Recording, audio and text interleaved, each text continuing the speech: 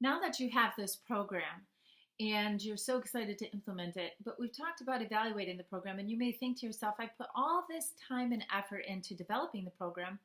Why then do I also need to evaluate it? Well, there's several reasons why this needs to happen.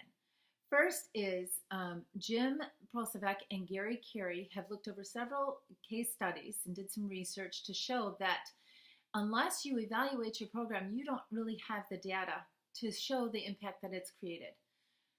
There are companies in these case studies that have actually developed a program and used it and chose not to evaluate it. And then a few years later, after the program duration had ended, a few years later, they implemented that same program again.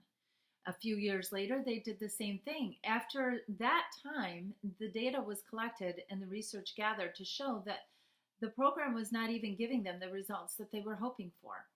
Why would you want to take all of your time and effort to implement a program that's not working?